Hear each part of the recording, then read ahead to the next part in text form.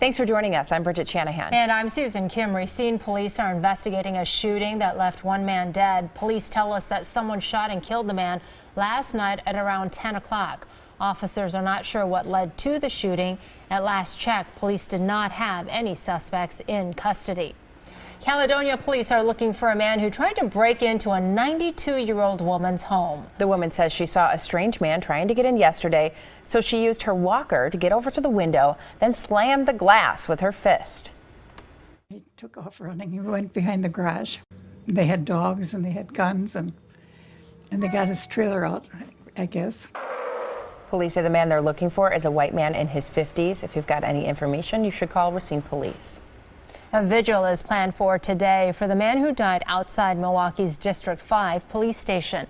Investigators say 51-year-old Alvin Brown was shot while sitting in a car near 12th and Locust early Thursday morning. Someone then drove him to District 5 where he died.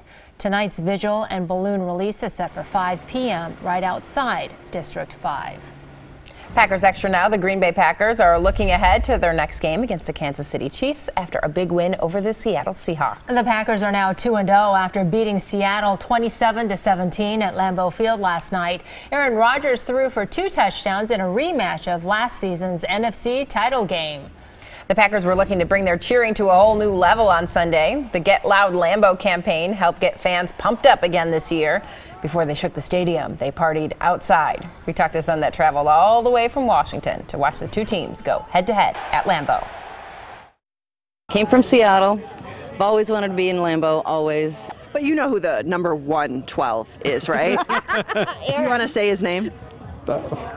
Rodgers.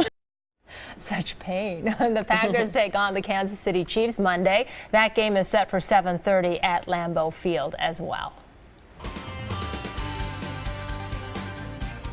We had a glorious sunrise to kick off the morning. This was in Kenosha earlier, and really just looking at lots of sunshine and a continuation of that trend of fall-like weather. Last week we had the 80s.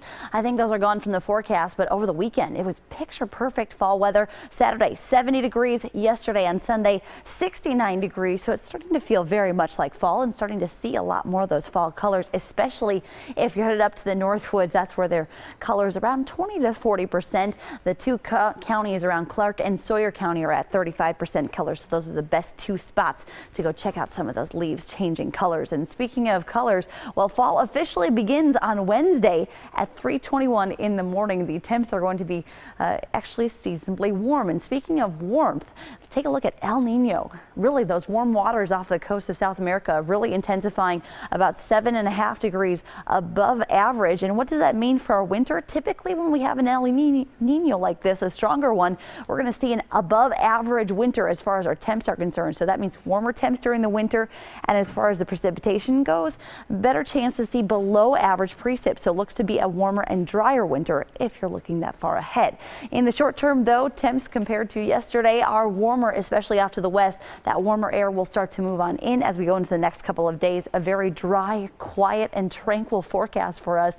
A light southerly wind will eventually swing off the lake as we go into the afternoon hours, so slightly cooler by the lakefront. On Tuesday, looks more impressive than it actually is. This cold front up to our north is going to stay up to our north on Tuesday and into Wednesday. That'll bring some clouds and some rain showers up to our north, but we stay dry. High pressure keeping the sun in our forecast. That cold front doesn't swing through until Thursday night, and even then it may not spark off a shower because we've been so dry. Today, 71 degrees our high temp. Again, a little bit cooler by the lake. Overall, a beautiful fall-like day. Great to fire up the grill. Maybe even start raking some of those leaves. Overnight tonight, 53 degrees, mainly clear and seasonable for this time of the year. We continue that trend as we go into your day on Tuesday. Lots of sunshine, warmer temps around 74 degrees with a southwesterly wind, so not as much of a lake breeze expected Tuesday and into Wednesday again for the first day of fall. We get into your Thursday and the winds start to kick up a little bit from the southwest, so it will be breezy. High of 76 degrees, which is seasonably mild for this time of the year. And then that cold front swings through Thursday night and into Friday morning. May spark off a scattered shower or a stray shower, but really, again, dry air in place. So even those rain chances may be drying up or evaporating before it even hits us. Really, this cold front is going to take us from the mid 70s down to the low 70s by the time we get to the weekend, with a high of 71 on Badger Saturday, and Sunday 72 with lots of sunshine.